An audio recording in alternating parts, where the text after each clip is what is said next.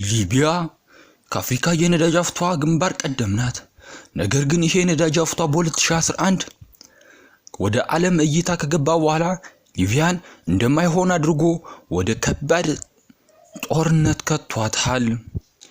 ዜጎቿ ከአፍሪካ ለመጀመሪያ ጊዜ ዜግነት የሚከፈላቸው ህዝብ ነበሩ። በመሐመድ ጋዳፊ እንደዛ የምታብረቀርቀው ሊቢያ አሁን የሚሊሾችና የፖሊሶች መፈንጫ ሆናለች። መሐመድ ጋዳፊ ለ24 ዓመት ሊቢያን በብሔራዊ ግንባር አስተዳደረ። 2011 ግን የአረብ አብዮት ናብሪቶ ህዝብ እሱን ለመገርሰስ ተቀሰቀሰ።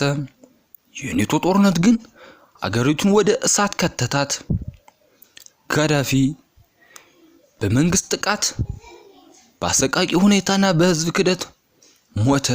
ይህን ቀን ጀምሮ ነበር የሊቢያ ስቃይ የጀመረው። ከዚያን ቀን ጀምሮ በሁለት ኃይሎች መተዳደር ጀመረች።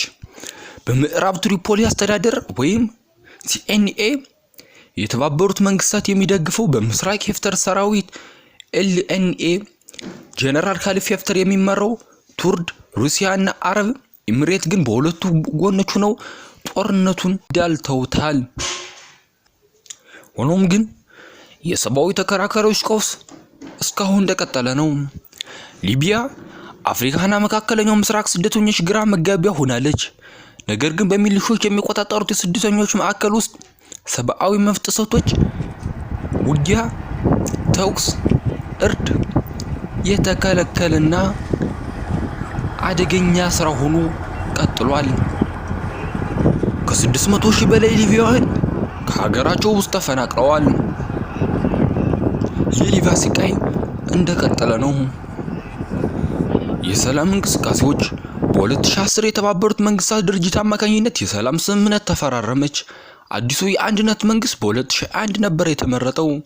ግን ሊቢያ የፖለቲካና የጦር ኃይሎች ዋርቢት ውስጥ ናት።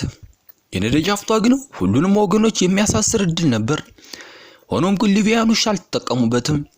ሊቢያ የተፈጥሮ ሀብት ያላት ግን የፖለቲካ ፍላጎቶቿ አሳልፈው ወደ እሳት አደባባይ ከተዋታል። የወደፊቱ ተስፋ በህዝቡ አንድነት፣ በዓላማዊነት፣ ክብርና ዘላቂነት ሰላም ውስጥ ይታያል።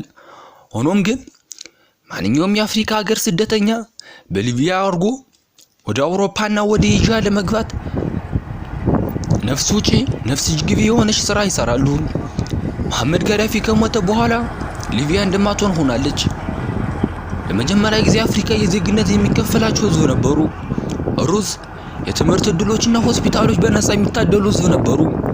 ነገር ግን ሊቢያውያንን አልተጠቀሙበትም። በሌላ ቪዲዮ ሰፋ አድርጌ ይዤላችሁ እመጣለሁ። አብራችሁን ቆዩ።